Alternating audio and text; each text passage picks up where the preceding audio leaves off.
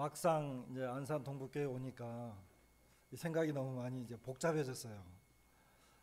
이게 무슨 말을 어떻게 어디서부터 시작해야 좋을지 이렇게 모를 정도로 왜냐하면 안산 동북교회에 대한 이런 소식들을 제가 너무나 많이 듣거든요.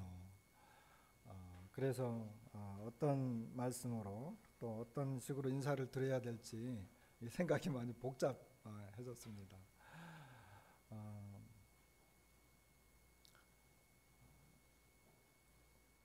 제주도로 보통 삼다도라고 하지 않습니까?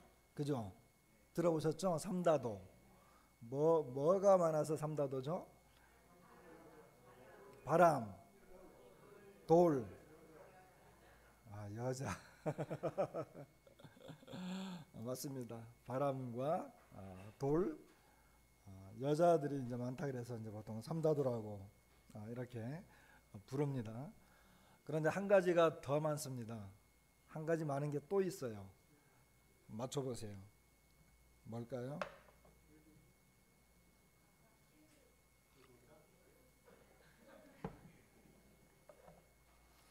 또 한 가지 많은 게 말이 많습니다.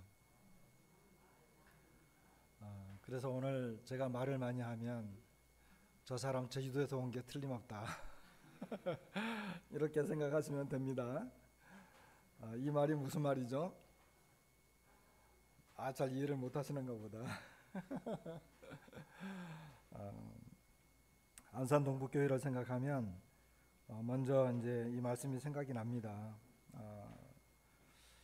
데살로니가 전서 4장에 있는 말씀인데요. 4장 9절에 보면 형제 사랑에 관하여는 너희에게 쓸 것이 없음은 너희들 자신이 하나님의 가르치심을 받아 서로 사랑함이라. 너희가 온 마게도냐 모든 형제에 대하여 과연 이것을 행하도다. 형제들아 고난하니 더욱 그렇게 행하고. 저는 이런저런 모양으로 안산 동북교회 소식을 이렇게 들을 때마다 이런 말씀이 이렇게 생각이 납니다.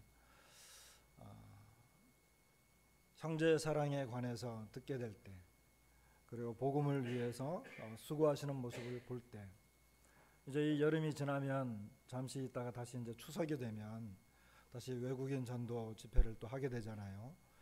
그런 걸 볼 때 주변에 있는 이 외국인들과 나그네들에게 복음을 전하기 위해서 수고하고, 또 원근 각지 주변에 있는 그리고 어려운 여러 성도님들을 돕고 또 교회를 지원하고 이런 모습들을 보면서 하나님으로부터 온 그리고 하나님께로부터 받은 이와 같은 마음들이 이 교회에 충만하고 또 이것을 몸소 행하는 그런 그 소식을 들을 때마다 하나님 앞에 감사가 되고 또 기쁨이 되는 것을 고백을 드리게 됩니다. 특별히 이제 그 손님들이 외부에서나 이렇게 그 유명한 강사 형제님들 이런 분들 오시면 우리 또 김철영 형제님이 연락이 와요. 이런 분이 오셨는데 참 귀한 분이다. 그럴 때 이제 제주도는 참 어려운 게 이제 교제권이 많이 형성되지 못해요. 그래서 제주에 있는 성도님들이 교제권이 이렇게 다양하지 못한데 그런 그 기회가 올 때마다 연락을 주시면 제가 마다하지 않고 오시라고 합니다. 교통비는 형님이 알아서 하십시오. 그렇게 하고 이제 오시면 이렇게 같이 풍성한 이런 그 사귐과 또 교제를 나누게 되고 또 그 속에서 우리 제주 성도들은 큰 위로와 힘을 받고 이제 그런 그 일들을 많이 하고 있습니다. 그런 면에 대해서도 참 감사를 드립니다.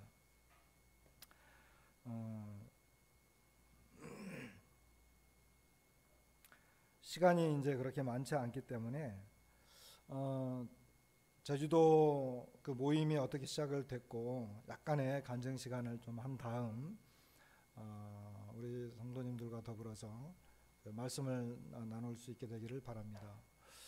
말씀을 이렇게 생각하면서 어젯밤에도 이제 곰곰이 이렇게 생각을 해봤는데 주님이 제 마음속에 그런 말씀들을 많이 하셨어요.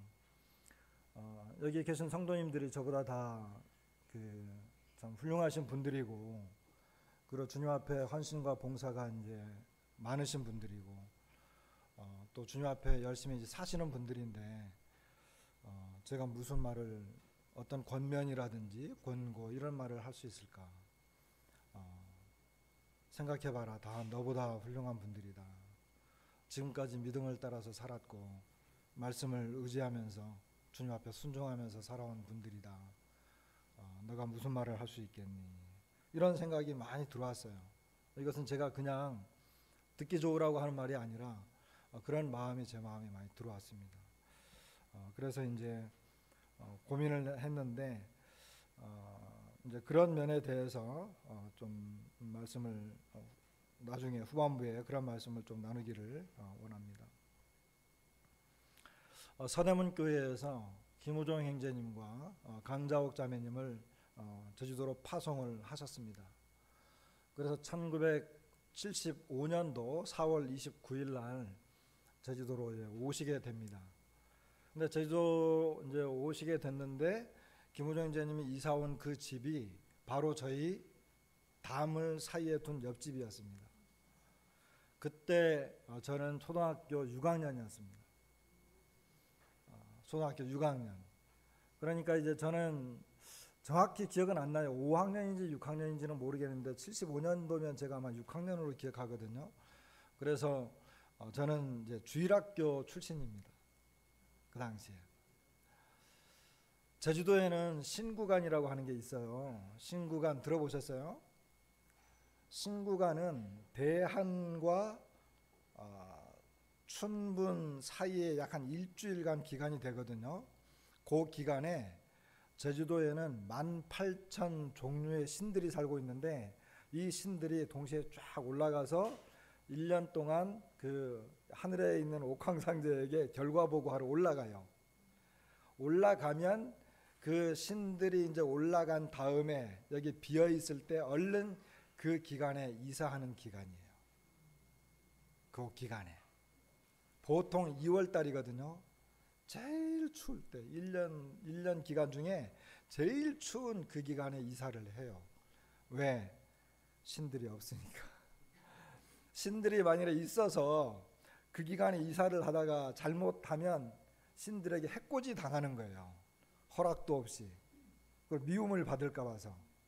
그렇게 해서 이제 그런 그 어떤 해코지를 당하지 않기 위해서 그 기간에 이사를 해야 되는데, 김우종 형제님네가 4월 달에 이사 오셨잖아요. 서울에서 내려오셨는데 4월 달에 집을 빌릴 수 있다라고 하는 것은 기적 중에 기적입니다. 그 당시에.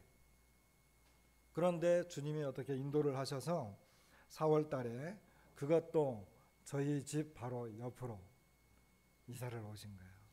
저는 정말 좋은 이웃을 만난 거죠. 그렇죠.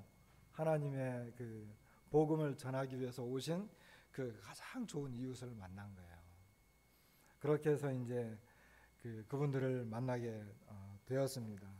그때 주일날, 맨 첫 번째 주일날, 저는 지금도 기억이 나는데, 이렇게 A자로 된 그런 이 간판, 이 바닥에 땅바닥에 놓는 그 간판, 거기 이제 그리스도인의 집회소, 이렇게 하얀 바탕에다가 까만 그 글씨로 그리스도인의 집회소라고 하는 이런 간판을 그 골목 앞에 세워놓고 놀고 있는 어린이들을 불렀어요.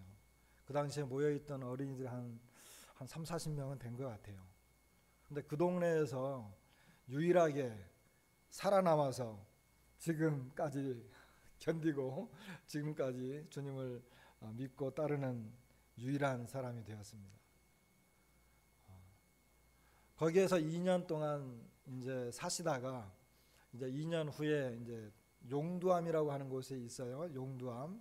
그쪽으로 이사를 가셨는데 그 동네가 용담동이에요. 그래서 그 용담 교회로 간판을 바꾸어서 이렇게 이사를 갔는데, 저희가 살고 있는 그 집에서 좀 멀어요. 걸어서 한 30분 정도 가야 되니까. 그래서 이제 저는 중학교 때까지는 좀 이렇게 교회 생활을 좀 했는데 고등학교 때는 잘 못했습니다. 그러다가 용담교회에서 조금 바로 밑으로 조금만 밑으로 내려오면 남문통, 지금은 남문로라고 하는데 그때는 남문통이라고 그랬어요. 그래서 남문교회로 이름을 바꾸게 되었고 그때부터 지금까지 그 교회는 제주 남문교회로 이렇게 되어 있습니다. 제가 초등학교 6학년 때 이제 형제님을 처음 만나고 그 집에서 이제 가정 집회를 하고 이렇게 그 예배를 드리고 그랬는데 얼마 지나지 않아서 새로운 분들이 이렇게 들어오는 걸 보고 그리고 새로운 분들이 그 예배를 드리고 함께 이렇게 모여 있는 것을 보았어요. 그 새로운 분 중에 이제 첫 번째 오신 분이 누구냐 하면 지금 홍성에서 주님을 섬기고 있는 우리 제림이 아빠 이용창 형제님이십니다. 이용창 형제님께서 그때 이제 바로 계셨어요. 그리고 얼마 지나지 않아서 거의 뭐 동시에인데 지금 평택에서 주님을 섬기고 있는 김영진 형제님이 그때 함께 모였습니다. 그때 김영진 형제님은 대학생이었어요. 대학생이었고 저는 이제 초등학생이었고 그리고 이제 조금 더 지나서 약간 좀 더 지나서 또 한 형제님을 제가 만나게 됐는데 그분이 이제 안양 동부죠. 안양 동부의 김정규 형제님이 또 이제 들어오게 되었습니다. 이분들은 다 얼마 지나지 않아서 이제 제주도를 떠나게 되었지만 그분들은 제주도에서 복음을 들어서 제주도에서 구원을 받으셨고 그리고 제주도에서 이렇게 말씀 교제를 하면서 서로 배우고 이제 육지 제주도에서는 여기를 육지라 그래요. 육지로 나와서 고향과 그리고 이제 나오게 됐는데 그분들이 다 이곳에서 다 사역을 하는 그와 같은 분들이 되어서 지금 강자옥 자매님이 이제 계시는데 강자옥 자매님의 최대 자랑거리는 제주도 출신들이 육지에 나가서 모두 사역을 하고 있다. 그리고 정수홍 형제는 지금도 제주도를 지키면서 사역의 현장에 있다. 이것을 가장 자랑스러워해요. 주님의 복음을 들고 와서 그곳에서 이제 복음이 증거되어지고 일꾼들이 세워졌다. 그리고 그 일꾼들이 뭐 어디든 가서 크고 작고 뭐 성공했든 성공하지 않았든 어떤 모양이든 그 현장에서 사역자의 모습으로 일을 하고 있다. 어떻게 생각하세요? 사역의 뭐 성공이라고 생각하고 자랑할 수 있겠죠. 그래서 강자옥 자매님은 그것을 가장 자랑스러워하세요. 그리고 저를 볼 때마다 이 까까머리 중학생으로 지금도 까까머리 중학생으로 그때 모습이 가장 기억에 남나 봐요. 그래서 저를 그냥 학생 취급을 합니다. 그게 이제 즐거움이 되시는 거겠죠. 그러다가 이제 1975년도에 제주도에 그분들 오셨고 1995년도에 저와 이제 저희 아내 그리고 그 당시에 만 3살 된 딸아이를 데리고 저희들은 이제 서귀포로 가게 됩니다. 이제 서귀포에 복음을 전하기 위해서 이제 서귀포로 가게 되는데 제주도에 이제 그 복음이 들어오고 또 신약 성경의 원리를 따라서 주님을 섬기는 교회가 생겼지만 20년이 지났음에도 불구하고 이제 서귀포 지역에 이제 들어가지를 못했어요. 그래서 교회에서 계속 서귀포를 위해서 기도하고 있었기 때문에 그 당시에 이제 제 마음에 많은 부담이 있었습니다. 제가 무슨 복음의 은사가 있는 것도 아니고 또 이렇게 말씀에 어떤 은사가 있는 형제도 아니고 그럼에도 불구하고 그리고 이제 교회에 약간의 약간의 어려움이 좀 있었다가 얼마 지나지 않은 때였어요. 지금 생각하면 뭐 결과적인 것이긴 하지만 그때 서귀포로 간 것이 맞나 싶을 정도로 그런 상황이었습니다. 어쨌든 그러나 이제 서귀포를 위해서 기도하고 있었고 마음에 많은 부담을 저희들이 갖고 있었기 때문에 저와 이제 저희 가족이 서귀포로 가게 되었습니다. 서귀포에 가서 이제 복음을 전하기 시작했는데 2000년도에 이제 드디어 이제 몇 명의 이제 청년들이 구원을 받고 난 다음 이제 서귀포 중부 교회라고 이렇게 개척이 됩니다. 그때가 이제 2000년도인데 2000년 6월 6일 현충일이었기 때문에 그때 기억을 하고 있습니다. 그때 아마 처음 예배를 드렸던 것 같습니다. 그래서 서귀포에서 저희들은 이제 뭐 그냥 그렇게 살았어요. 제가 믿고 있는 한 가지는, 저는 뭐 은사가 없는 그런 그 참 뭐 보잘것없는 그런 형제이지만 제가 믿고 있는 한 가지 확실한 게 있어요. 그게 뭐냐면 구원받은 사람이 어딘가에 가게 되면 그 지역은 반드시 그 사람의 영향을 받는다는 것입니다. 이건 제가 갖고 있는 또 하나의 확신입니다. 제가 하나님의 어떤 은혜를 입고 복음을 깨닫고 구원을 받았는데 제가 어떤 뭐 특별한 은사가 없다 할지라도 내가 서귀포에 가면 그 사람들에게 나는 분명히 복음을 전할 것이다. 그리고 그 사람들은 우리에게 대해서 너희가 믿는 것이 무엇이냐고 물어볼 것이다. 그런 마음으로 갖고 또 그런 마음을 가지고 있었고 지금도 마찬가지입니다. 그래서 제가 확신하는 것은 구원받은 사람이 어딘가에 가면 그곳은 반드시 그 사람의 영향을 받게 된다. 이건 저의 믿음입니다. 사도행전을 읽다 보면 예루살렘에 핍박이 일어나서 사도들을 남겨놓고 제자들이 흩어지게 됩니다. 근데 이 제자들이 뭐 사마리아로 가고 그다음에 구브로로 가고 안디옥까지 가고 여기저기 막 흩어졌는데 그 흩어진 사람들의 영향을 받고 그 사람들이 복음을 전해서 안디옥 교회가 생겼습니다. 그리고 그 사람들의 영향을 받아서 이 사람들은 사도도 아니고 집사도 아니고 매우 평범한 핍박을 피해서 흩어진 사람들인데 그 사람들의 영향을 받고 교회가 이루어진 것입니다. 저는 그런 확신을 분명히 갖고 있습니다. 그렇게 하다가 이제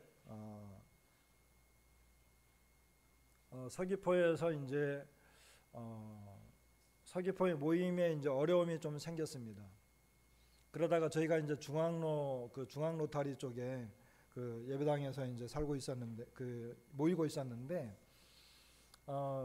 그 모이고 있는 그 건물이 그 당시에 이제 중국 사람들이 많이 들어오면서 이제 그 굉장히 이 부동산 가격이 굉장히 뻥튀기 될 때였어요. 근데 그 건물이 누구에게 팔렸다는 거예요. 그래서 주인이 와서 이 건물이 팔렸기 때문에 새 주인하고 계약을 맺으시오. 그래서 우리가 아니 계약 기간이 앞으로 5년 정도 더 남았는데 지금 이렇게 하시면 어떻게 합니까? 했는데 이제 주인이 바뀌고 새 주인이 들어왔기 때문에 거의 뭐 막무가내였어요. 그리고 이제 그 새 주인이 우리한테 제시했던 우리가 임대로 살았기 때문에 임대료가 우리가 상상할 수 없는 금액을 제시한 거예요. 현재 그 당시 살 때. 그 당시에 우리가 뭐 한 500만 원 정도인가 이제 1년에 한 500만 원 정도에 살고 있었는데 그분들이 거의 한 2천만 원 이상을 요구를 했습니다. 1년에. 그러니까 이제 우리가 감당을 못 하죠. 그거는. 그래서 뭐 그러면 5년 동안 우리가 그 계약이 있기 때문에 5년 동안은 상가법에 의해서 살겠다라고 주장할 수도 있었지만 형제들이 이렇게 기도하면서 형제님 우리가 그냥 물러섭시다. 이분들하고 싸워봐야 좋을 게 없습니다. 이런 착한 마음으로 이제 우리가 양보를 했는데 그때 처음에 그 예배당에 들어갈 때 있었던 모든 비품과 기물 그리고 이제 보증금 쪽으로 이렇게 미리 내서 이제 구입했던 거 보일러 이런 것들을 다 포기하고 그리고 자매들이 보는 앞에서 이 강대상이 다 부수어지고 앞에 이런 것들이 이제 다 이제 부수어지고 다 치워야 되니까 그 새 주인이 일꾼들을 빌려서 이제 그걸 다 부수고 치워 나가는 것 그리고 의자들을 다 이제 그렇게 이제 처리하는 걸 볼 때 우리 자매님들이 많이 우셨어요. 이런 경우도 있구나 싶어가지고 그렇게 해서 이제 어느 아파트를 이제 저희들이 이제 전세로 들어가서 한 아파트에서 모이게 가정에서 모이게 됐습니다. 그런데 그곳에서 모이면서 이제 전혀 어떤 그 앞이 보이지 않기 때문에 그리고 이제 저희가 제가 살고 있는 이제 그 주공 임대 아파트가 이제 저희들이 나와야 될 그런 상황이 되었습니다. 그래서 성도들에게 그리고 이제 두 딸이 이제 제주시에서 살게 되고 그래서 이제는 내가 우리 가정이 이제 제주시로 가야 할 상황이 됐습니다. 그렇게 해서 이제 서귀포에 있는 형제님들은 여기에서 모임을 이루면 좋겠고 제주시에 살고 있는 한 가정 그리고 저는 제주시로 가고 싶습니다 하고 이제 결국 제주시로 오게 됐습니다. 제주시에 왔을 때 제주시에 저희 가정하고 또 다른 가정 두 가정이 있었습니다. 그래서 이제 그 모임 장소를 알아보게 됐는데 이미 너무 이 지가가 뛰었어요. 부동산 가격이 저희가 상상할 수 없는 가격으로 많이 이제 올랐기 때문에 도저히 구할 수가 없었습니다. 그렇게 이제 기도만 하고 있었는데 어느 날 어떤 자매님을 통해서 현재 예배당이 이렇게 나왔다는 거예요. 1년에 1,000만 원의 집세를 내면 되는 1년에 보증금 1,000만 원 그리고 1년 임대료 1,000만 원 2,000만 원만 있으면 들어갈 수 있습니다 하는 걸 보고 이제 얼른 와서 봤더니 예배당이 마음에 들었어요. 그 예배당이 그 당시에 무슨 거였느냐면은 이렇게 심리 상담 카페로 활용하던 그런 카페였어요. 심리 상담 카페였습니다. 근데 그것이 이제 잘 안 되니까 그걸 이제 임대로 빌려줬는데 제가 그걸 보는 순간 이제 마음에 들었습니다. 그래서 이제 바로 그날로 계약을 하고 거기에서 모임을 시작을 했는데 그것이 이제 2019년 3월 달입니다. 그런데 그 예배당에 이제 와서 들어와서 봤더니 놀랍게도 근데 그 예배당은 그 당시 시가로 보면 1년에 한 2천만 원이나 3천만 원을 줘야지 구할 수 있는 예배당이었어요. 근데 저희에게 이제 1,000만 원에 빌려준 거죠. 그런데 그 예배당에 와 보니까 우리가 거기에 모여서 예배 드릴 수 있고 성도들이 모임을 이룰 수 있는 모든 제반 시설이 완벽하게 구비되어 있었습니다. 의자라든지 에어컨 시스템이라든지 뭐 모든 것이 완벽했어요. 그래서 성도들이 참 기뻐했습니다. 우리가 서귀포에 있을 때 정말 그거 다 부서지면서 처분하고 막 눈앞에서 그게 일어나는 걸 볼 때 자매님들이 많이 눈물을 펑펑 흘렸는데 그 모든 것들을 그냥 일시에 해결해 주셨어요. 주님이 그런 식으로 예배당을 이렇게 임대할 수 있도록 해주셨고 2년이 지나니까 성도님들이 기도하면서 이 예배당을 삽시다. 그렇게 이제 되었는데 우리가 살 수 있을 만한 능력이 못 되었는데도 뭐 이렇게 재력이 갖추어지지 않았는데도 불구하고 주님은 어떤 자매님을 통해서 거액의 헌금을 이렇게 기증을 하게 하시고 그리고 성도님들이 그 예배당을 구입할 때 한 분도 반대하거나 뭐 이렇게 그런 일이 없었습니다. 그냥 모두 다 기도에 전념하게 되었고 완전히 우리 손으로 누구에게 알리지도 않고 우리 손으로 이 예배당을 구입합시다. 그렇게 했음에도 불구하고 주님은 이런 방법 저런 방법으로 우리에게 이렇게 예배당을 구입할 수 있도록 해주셨습니다.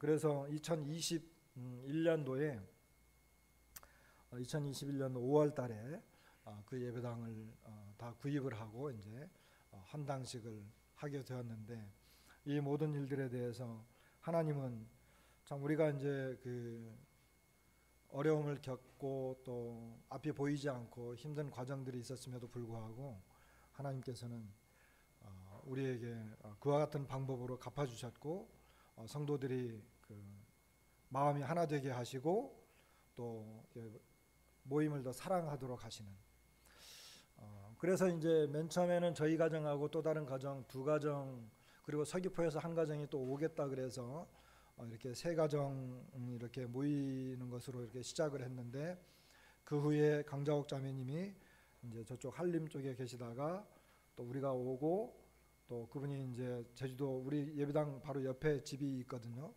그래서 자매님이 이제 합류하시고, 또 이렇게 저렇게 주님이 이제 그 식구들을 대해 주셔서, 저는 매일 이제 우리 가령골 교회 식구들이 몇 명이나 돼요? 그러면 뭐 한 10여 명 돼요. 한 15명에서 한 20명 모입니다. 이러는데 엊그저께 그 어떤 형제님이 저한테 와서 형제님 자리가 부족해요 그러는 거예요. 그래서 왜? 그랬더니 자매님, 아니 형제님 자리가 부족한데 식사 자리가 부족합니다. 왜 몇 명이나 되는데 그랬더니 그날 모인 분이 38명이래요. 그래서 40명이 이제 거의 다 됐어요. 그래서 이제 식사할 때 식사 자리가 부족하다고 그렇게 이제 말씀하셔서, 참 이게 좋아해야 될런지 슬퍼해야 될런지 분간이 안 될 정도로, 어쨌든 주님이 그런 식으로 이제 성도님들이 모여서 예배를 드릴 수 있도록 이렇게 허락을 해 주셨습니다. 이런 모든 일들에 대해서 뭐 특별히 안산 동북교회를 비롯해서 이렇게 여러 모임에 참 감사한 마음이 있고, 기도해 주시는, 제주도를 위해서 기도해 주시는 이와 같은 식구들이 있는 것에 대해서 큰 감사를 드립니다. 그래서 현재 제주도에는 그 제주 남문교회, 기존의 제주 남문교회가 계속 있고요. 그리고 이제 제주 가령골 교회가 또 제주시에 있고, 그리고 서귀포는 이제 형제들이 안 모이기 때문에 이제 가령골로도 오고 한림으로도 가고, 또 이제 그렇게 이제 흩어졌고, 서귀포에는 없어졌지만 제주시에 이제 두 군데 모임이 생겼고, 한림 서부교회가 있고, 그렇게 해서 세 군데 모임이 이렇게 있습니다. 제주도를 위해서 계속 기도해 주시기 바랍니다. 자, 이와 같은 내용들을 볼 때 우리 데살로니가 전서 2장에 있는 말씀을 잠시 다 같이 보겠습니다.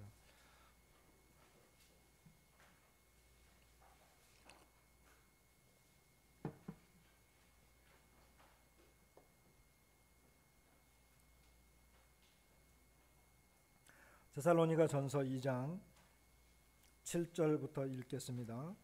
우리는 그리스도의 사도로서 마땅히 권위를 주장할 수 있으나 도리어 너희 가운데서 유순한 자가 되어 유모가 자기 자녀를 기름과 같이 하였으니, 우리가 이같이 너희를 사모하여 하나님의 복음뿐 아니라 우리의 목숨까지도 너희에게 주기를 기뻐함은 너희가 우리의 사랑하는 자 됨이라.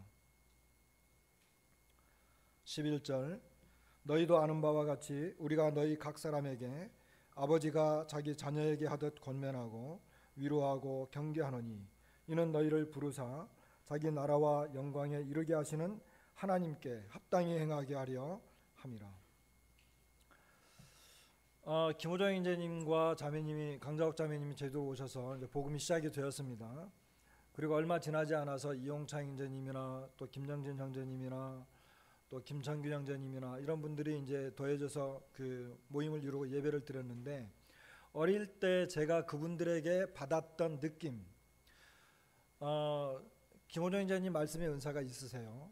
그러나 김호정 형제님이 정말 많이 말씀을 많이 하셨겠죠. 가르쳤고. 그러나 뭐 그런 설교의 내용은 거의 기억이 나지 않습니다. 그러나 제 마음속에 기억이 남는 것, 그게 뭐냐 하면 그것은 바로 저희를 향한 그분들의 사랑이었다는 것입니다. 그분들의 사랑. 그분들이 복음을 전하러 오셨지만 그분들은 정말 제주도에 그 새카맣게 생기고 꾀죄죄하고 75년도면 어려울 때입니다. 어려울 때. 그리고 그분들 뭐 특별히 직장이 뭐 좋은 것도 아니고 모임이 굉장히 어려웠겠죠. 그리고 김원영 인재님은 전심 사역을 계속 하셨기 때문에 상당히 어려웠을 것임에도 불구하고, 정말 우리 부모님은 뭐 그냥 일찍 나가고 새벽에 밤늦게 들어오고 부모님에게도 받아보지 못한 정말 그와 같은 사랑들을 그분들에게 받았는데, 그분들이 여기 데살로니가 전서에 보면 7절에는 어머니가 나오고 11절에는 아버지가 나옵니다. 그분들은 정말 저에게는 부모님과 같았습니다. 영적인 부모님입니다.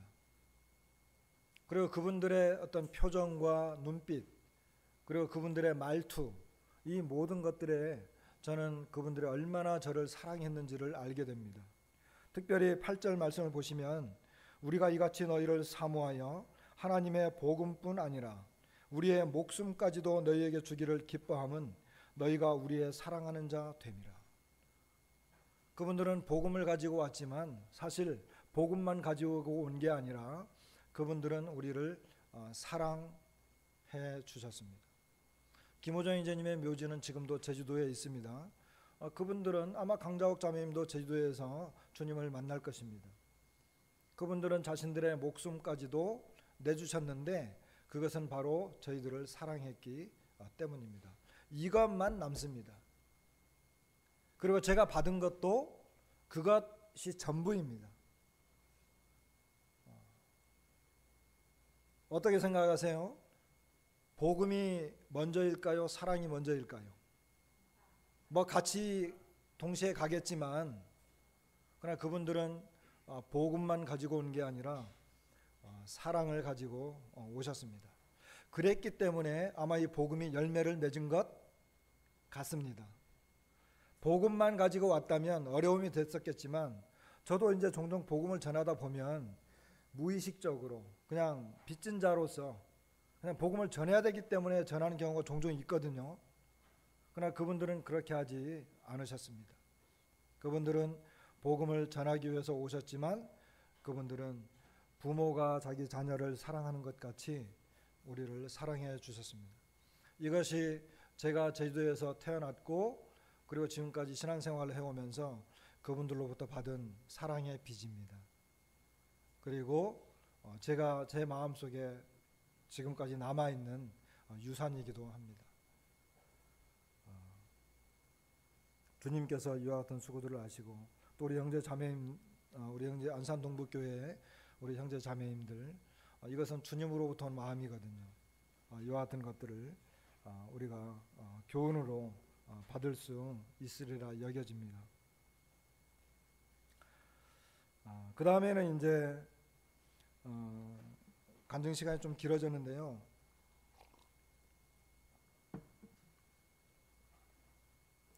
오늘 제가 이제 우리 형제 자매님들과 더불어서 좀 조금이라도 나누고 싶은 것은 뭐냐 하면 이 세상과 하나님 나라 가치관의 차이라고 하는 이와 같은 내용입니다. 시간이 어떻게 될지 모르지만 해보겠습니다. 여러분 우리가 다 아는 내용들입니다. 아는 내용들인데 사실은 아는 내용들이긴 하지만 우리가 실천하거나 우리의 마음을 갖기에는 이제 어려울 수도 있는 그런 것입니다.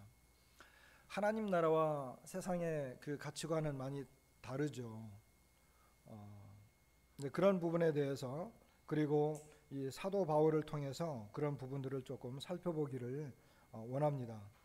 성경을 찾게 되면 좀 빨리빨리 찾도록 제가 그냥 읽도록 하겠습니다. 먼저 하나님께서 사도 바울을 부르셨습니다. 근데 사도행전에 보면 하나님께서 사도 바울을 택하신 그 시점이 사도행전 9장입니다. 사도행전 9장에서 사도 바울을 부릅니다.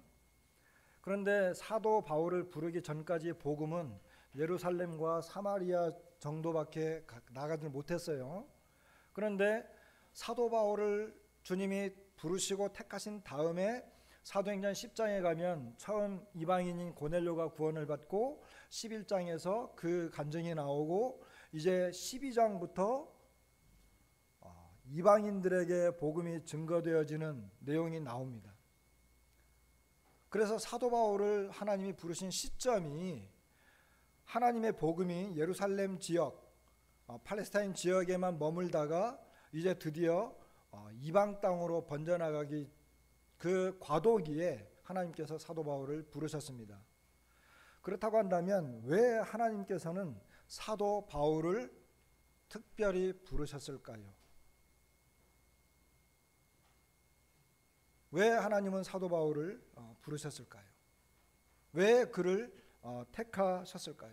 사도행전의 그 9장에 보면 아나니아를 통해서 이는 이방인들과 임금들에게 나를 증거할 나의 택한 그릇이다.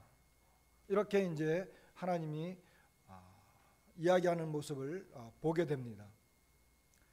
그리고 우리가 보통 성경 공부를 하다 보면 사도 바울을 하나님께서 택하신 여러 가지 이유가 있는데 어떤 사도 바울의 어떤 잠재적인 능력을 보고 우리는 사도 바울을 택했다고 이렇게 공부하기도 합니다. 그대로 사도 바울은 그렇습니다. 사도 바울은 정말 그는 그 당시에 그리스어에 굉장히 능통한 사람이었습니다. 많은 학자들은 그가 그리스어가 그의 모국어일 가능성이 크다라고 이야기합니다. 왜냐하면 그는 로마의 송령이었던 길리기아 다소 사람이었잖아요. 그리고 그 다소는 그 당시에 이제 아테네나 알렉산드리아보다도 더 교육의 도시였습니다. 그리고 그는 70인역이라고 하면 보통 이제 BC 2세기 때에 알렉산드리아에서 유대인들을 위해서 만들어진 성경인데 그 70인역에 굉장히 능숙했습니다. 그리고 사도 바울은 아람어에도 굉장한 그 뛰어난 풍부한 그런 그 지식을 갖고 있었습니다. 그리고 그의 어떤 서신서들을 보면 그는 그 당시에 유행했던 이런 스토아 철학의 어떤 영향을 많이 받아서 이 철학적인 관념과 생각에도 굉장히 뛰어난 사람이었습니다. 그리고 그는 복음을 전하면서 나중에 드러나게 되었지만 이방인들에 대한 개방성이 있었고, 그리고 헬레니즘 문화에서 복음을 능숙하게 변명하는 이와 같은 일에 굉장히 능숙한 이런 사람이었습니다. 그렇다고 한다면 하나님께서 그의 잠재되어져 있는 사도 바울의 그 능력을 보고 하나님께서 그를 부르셨을까라고 하는 것입니다. 물론 그런 이유도 물론 있습니다. 그러나 그것이 전부입니까? 사도 바울이 탁월한 재능을 갖고 있었던 것은 맞습니다. 그는 당시 힐렐 학파의 그 문화생이었습니다. 가말리엘의 문화생이었기 때문에 그는 거기에서 아주 그 능숙하게 바리새인적인 교육을 받았습니다. 이렇게 사도 바울은 그 신분적으로나 그의 어떤 지식적인 면이나 여러 가지 능력적인 면에서 잠재적인 능력을 갖고 있는 것이 분명하긴 하지만 하나님이 과연 그것을 보고 그를 부르셨나? 다 그렇지만은 않고 오늘 우리가 살펴보게 되는 것은 사도 바울의 고백을 통해서 그런 면을 좀 살펴보고 싶은 것입니다. 잠재적인 능력만을 가지고 이야기한다면 이 사도 바울 바로 앞에 순교를 당했던 스데반은 성령과 지혜가 충만한 사람이었습니다. 그는 누구와 부딪혀도 성경적으로, 지식적으로, 철학적으로 그리고 복음 안에서 그는 놀라운 능력을 갖고 있었습니다. 그래서 스데반하고 이렇게 이 변론을 하게 되면 스데반을 능히 감당해낼 수가 없었어요. 그런데 스데반은 일찍 죽임을 당했고 오히려 하나님은 사도 바울을 택했습니다. 왜 그랬을까요? 사도 바울의 고백을 통해서 그런 면을 우리가 좀 살펴볼 수 있습니다. 성경 말씀은 제가 읽도록 하겠습니다. 하나님께서, 사도 바울은 이렇게 고백을 합니다. 하나님께서 자신을 부르신 것은 하나님의 긍휼하심과 은혜였다. 갈라디아서 1장에 보면 그는 자신의 간증을 하죠. 내가 이전에 유대교에 있을 때에 행한 일을 너희가 들었거니와 하나님의 교회를 심히 박해하여 멸하고 내가 내 동족 중 여러 영갑자보다 유대교를 지나치게 믿어 내 조상의 전통에 대하여 더욱 열심히 있었으나 그러나 내 어머니의 태로부터 나를 택정하시고 그의 은혜로 나를 부르시니가. 사도 바울은 유대교를 지나치게 믿어서 조상의 전통에 대해서 더욱 열심히 있었으나 그러나 이렇게 이야기합니다. 그러니까 사도 바울은 그가 갖고 있었던 신분적인 위치와 탁월한 재능이 아니라 어머니의 태로부터 택정하시고 그를 부르신 것은 하나님의 은혜였다라고 고백을 하고 있습니다. 디모데전서 1장 12절로 17절에는 이렇게 고백합니다. 나를 능하게 하신 그리스도 예수 우리 주께 내가 감사함은 나를 충성되이 여겨 내게 직분을 맡기심이니 내가 전에는 비방자요 박해자요 폭행자였으나 도리어 긍휼을 입은 것은 내가 믿지 아니할 때에 알지 못하고 행하였음이라. 우리 주의 은혜가 그리스도 예수 안에 있는 믿음과 사랑과 함께 넘치도록 풍성하였도다. 미쁘다 모든 사람이 받을 만한 이 말이여 그리스도 예수께서 죄인을 구원하시려고 세상에 임하셨다 하였도다. 죄인 중에 내가 괴순이라. 그러나 내가 긍휼을 입은 까닭은 예수 그리스도께서 내게 먼저 일체 오래 참으심을 보이사 후에 주를 믿어 영생 얻는 자들에게 본이 되게 하려 하심이라. 영원하신 왕 곧 썩지 아니하고 보이지 아니하고 홀로 하나이신 하나님께 존귀와 영광이 영원 무궁하도록 있을지어다. 아멘. 사도 바울은 나를 능하게 하신 그리스도 예수라고 말씀하고 있습니다. 그가 능력이 있거나 재능이 있었던 것이 아니라 나를 능하게 하신 그리스도 예수, 그분을 먼저 언급을 하고 있고 감사하고 있습니다. 그가 비방자였고 박해자였고 폭행자였지만 도리어 긍휼을 입은 것은 그는 하나님 앞에 도저히 설 수 없는 자인 것을 너무나 잘 알았습니다. 그는 하나님의 교회를 핍박했고 하나님의 교회를 잔멸하려고 했던 사람이기 때문에 그는 하나님 앞에 자신이 누구인가를 잘 알았습니다. 그렇기 때문에 그가 하나님께로부터 쓰임을 받는다라고 하는 것, 하나님께로부터 그가 부르심을 받았다라고 하는 것은 철저하게 그분의 긍휼이었다고 하는 것입니다. 우리 주의 은혜가 넘쳤다. 그리고 우리가 잘 아는 것처럼 15절에 미쁘다 모든 사람이 받을 만한 이 말이요 그리스도 예수께서 죄인을 구원하시려고 세상에 임하였다 하였도다.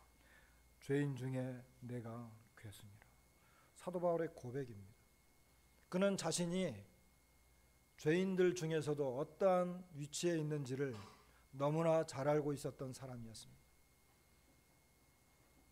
하나님 앞에서 그는 죄인 중에 괴수라고 합니다. 그런데 그러나 16절에 보면 그러나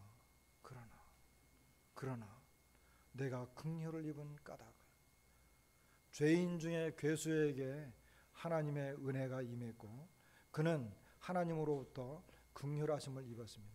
그러니까 사도 바울이 자기가 어떤 능력이 있거나 재능이 있거나 어떤 쓰임받을 만한 그런 존재라고 하는 것을 눈꼽만큼도 그는 생각하지 않았습니다.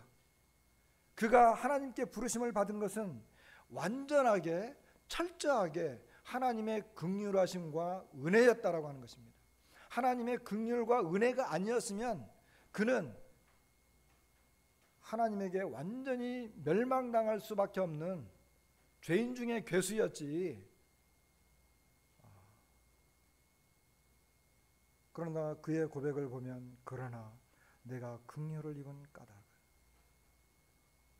우리는 내가 얼마나 죄인인가를 깊이 느낄 때 내가 하나님의 긍휼을 입었고 내가 하나님으로부터 크나큰 은혜를 입었구나라고 생각할 때 우리에게는 하나님을 향한 더 뜨거운 이런 그 사랑의 마음이 있는 것을 보게 됩니다. 내가 하나님의 긍휼이 더 커 보이고 하나님의 은혜가 더 커 보이는 것은 내가 얼마만큼 하나님 앞에 큰 죄인이었나라고 하는 것을 깨달을 때입니다. 저는 학교 다닐 때 모범생이었고 착한 사람이었어요. 그런데도 저는 밤마다 하나님 앞에 그동안 수년 동안 복음을 들었는데도 저는 제 마음속 양심 깊은 곳에서 저를 끌어내리고 내려오는 너는 하나님 앞에 너는 죄인이야. 저는 복음을 알고 있었고 주님을 믿고 십자가가 무엇인지 부활이 무엇인지 잘 알고 있는 그런 사람이었지만 이상하게도 제 마음속에는 계속해서 하나님 앞에 죄인인 것을 자꾸 이야기하는 거예요. 그래서 하나님 앞에 이야기했습니다. 하나님, 제가 십자가를 믿습니다. 주님을 믿습니다. 부활을 믿습니다. 그런데 왜 죄 속에 이 계속해서 저를 끌어내리는 이 죄의 근원은 무엇입니까? 제가 지금 죽으면 하나님 앞에 갈 수 있는 자신이 솔직히 없습니다. 이렇게 고백했을 때 주님은 저를 불쌍히 여겨주셨습니다. 얼마 지나지 않아서 어떤 형제님을 통해서 말씀을 같이 공부하게 되었고, 그 자리에서 히브리서 말씀을 쭉 읽어나가면서 염소와 송아지의 피로 아니하고 오직 자기 피로 영원한 속죄를 이루사 단번에 성소에 들어가셨느니라.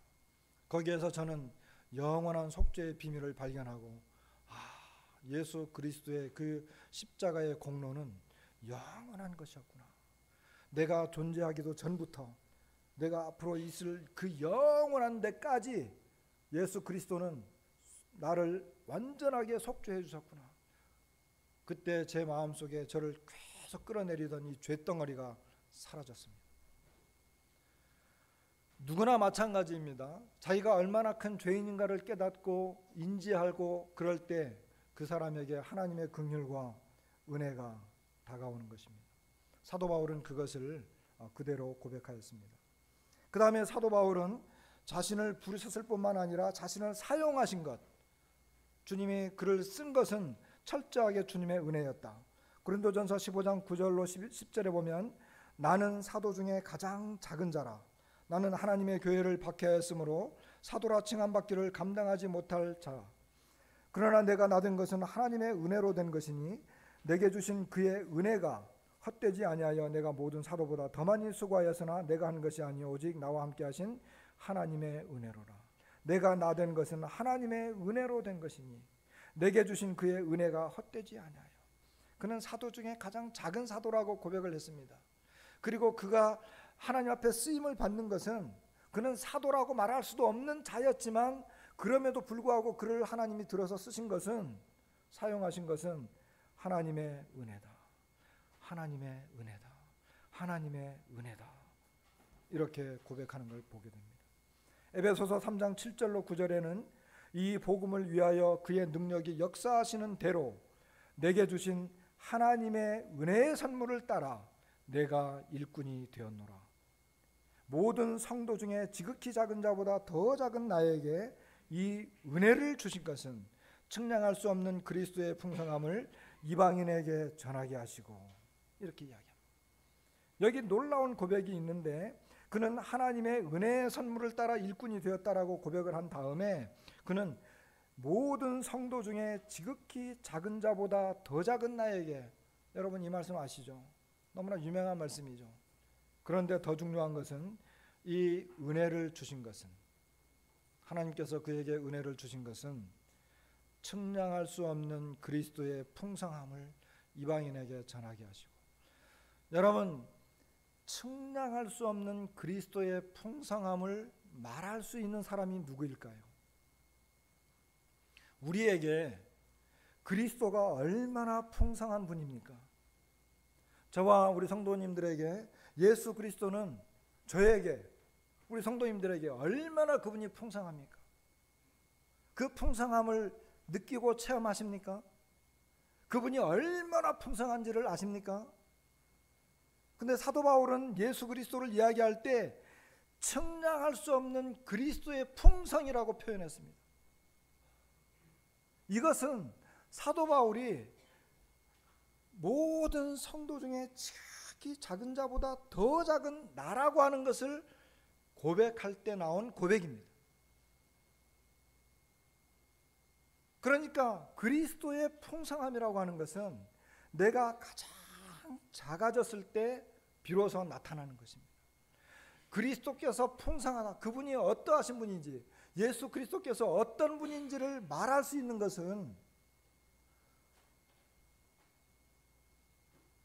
내 자신이 얼마나 작아졌느냐에 따라서 달라지는 것입니다. 내가 크면, 우리 교회가 크면 주님은 작아집니다. 내가 크면 주님의 풍성함이 보이지 않고 오히려 주님이 빈약해요. 주님은 왜 그러세요? 왜 저에게 이러세요? 왜 저는 이래야만 해요? 주님 어떤 분입니까? 저에게 보여주십시오. 그러나 사도 바울의 고백은 나는 가장 작은 자보다도 더 작은 나다. 그랬을 때 그에게 끼친 은혜가 그리스도의 측량할 수 없는 그분의 풍성함을 보게 해주신 것이었습니다.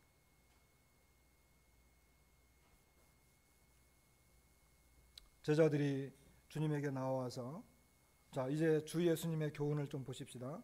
제자들이 주님에게 나와서 천국에서 누가 큽니까? 이렇게 물어봤을 때 주님이 어린아이 하나를 불러서 세우잖아요. 그러고 말씀하십니다. 누구든지 이 어린아이와 같이 자기를 낮추는 사람이 천국에서 큰 자다. 마태복음 20장에 가면 그 야고보의 세베대의 아들의 그 모친 야고보와 요한이죠. 데려다가 주님 나라에 가면 좌우에 앉게 해주십시오. 그러니까 제자들이 막 들고 일어났어요. 그럴 때 마태복음 20장 25절에 보면 예수께서 제자들을 불러다가 이르시되 이방인의 집권자들이 그들을 임의로 주관하고 그 고관들이 그들에게 권세를 부리는 줄을 너희가 알거니와 너희 중에는 그렇지 않아야 하나니 너희 중에 누구든지 크고자 하는 자는 너희를 섬기는 자가 되고 너희 중에 누구든지 으뜸이 되고자 하는 자는 너희의 종이 되어야 하리라. 인자가 온 것은 섬김을 받으려 함이 아니라 도리어 섬기려 하고 자기 목숨을 많은 사람의 대속물로 주려 함이니라. 여기 이방인의 집권자들이 권세를 부리는 줄을 너희가 알지 못하느냐. 그러나 너희 중에는 그렇지 않아야 하나니 너희들은 그렇게 되면 안 된다. 그러면서 너희는 누구든지 크고자 하는 자는 너희를 섬기는 자가 되고 으뜸이 되고자 하는 자는 너희의 종이 되어야 하리라. 이게 주님의 가르침입니다. 사도 바울은 그와 같은 비밀을 깨달았고 주님은 이와 같은 교훈을 하셨습니다. 주님은 이 땅에 오셨습니다. 섬기러 오셨습니다. 그리고 자기의 목숨을 주러 오셨습니다. 우리는 섬김 받기를 원하고 우리는 우리가 생애 가운데 살아있는 동안에 우리가 뭔가를 이루려고 애를 많이 씁니다. 여러분, 우리 중에 누가 나는 죽기 위해서 이 일을 한다, 그런 일이 뭐가 있습니까? 우리 주님은 죽으러 오신 분이십니다. 주님은 자신의 목숨을 우리에게 주시기 위해서 오셨습니다. 그렇게 하려면 그분은 종이 되어야만 하셨고 낮아지셔야만 하셨고 섬기는 자로 오셔야만 하셨습니다. 이것이 주님의 교훈이고 가르침이며 하나님 나라의 또 다른 그 삶의 가치관입니다. 세상과 다르죠. 예수님 당시에 겸손하라든지 섬겨라라든지 이런 것들은요 모욕적인 말이었어요. 예수님 당시에 사도 바울이 전도여행을 할 때 뭐 겸손해라, 종이 되어라, 먼저 섬겨줘라 이런 이야기들은요 그 당시 그 사회생활에 비춰보면 그것은 모욕적인 말이었고 그 누구도 그렇게 가르치지 않았습니다. 그런데 우리 주님은 그렇게 가르치셨고 사도 바울도 또 그렇게 가르치셨습니다. 이것이 오늘날 이 세상을 살아가고 있는 우리의 삶의 방법입니다. 우리가 너무나 잘 알고 있는 빌립보서 2장 5절 다들 암송하시잖아요. 여기 다 읽지 않겠습니다. 8절에 보니까 사람의 모양으로 나타나사 자기를 낮추시고 이렇게 표현되어 있어요. 그런 죽기까지 복종하셨으니 곧 십자가에 죽으심이라. 9절에는요 이러므로 하나님이 그를 지극히 높여 모든 이름 위에 뛰어난 이름을 주사. 8절에는 예수님께서 자기를 낮추시고 9절에는 하나님이 그를 지극히 높여. 이게 하나님이 하시는 방법이고 일입니다. 참 이 말씀을 하는 저 자신도 부끄럽습니다. 이 말씀을 하면서 저 자신도 자신이 없습니다. 그리고 여러분들에게 이런 말을 할 수 있는 그런 자격이나 그런 위치에 있지도 못합니다. 우리 안산동부교회 성도님들은 저보다 훨씬 뛰어나신 분들입니다. 제가 왜 그걸 아느냐 하면 섬김의 모습을 보면서 압니다. 오늘 아침에도 저는 유심히 이렇게 교회를 보았어요. 성도님들이 일찍 와서 서로 이렇게 사랑의 교제를 나누고 음식으로 이렇게 서로 봉사하고, 또 지나간 일들, 또 우리 허경욱 자매님 중환자실에 있으니까 오면서 일일이 또 물어보시고 기도하시고, 저는 이런 우리 모임이 좋습니다. 가렌골 교회도 정말 오는 분들마다 가렌골 교회는 참 사랑이 넘친다 이런 표현들을 많이 하시는데, 저는 그런 이야기를 들을 때 참 기쁩니다. 제가 기쁜데 우리 주님은 얼마나 기쁘실까요? 그런데 그와 같은 사랑과 기쁨은 이와 같은 낮아짐과 헌신과 섬김으로 말미암아 나타나는 결과입니다. 우리 형제 자매님들 하던 일을 계속하시고 더욱더 그렇게 하시고, 또 지금까지 열심히 이 믿음을 따라서 섬김의 본을 보이셨는데 더더욱 그렇게 하시리라고 제가 믿습니다. 아무쪼록 이번에 특별히 멀리 제주도에서 수고한다고 한번 올라오시오. 형제님이 한번 올라오지 했는데, 제가 주님 안에 들어온 지 지금 40년 넘어가는데 40년 만에 왔네요. 40년 후에 다시 올게요. 그때까지 건강하시기 바랍니다. 다시 한번 주님 앞에 감사를 드리고 제가 짤막하게 기도하고 마치겠습니다. 다 같이 기도드리겠습니다. 감사하신 우리 주님,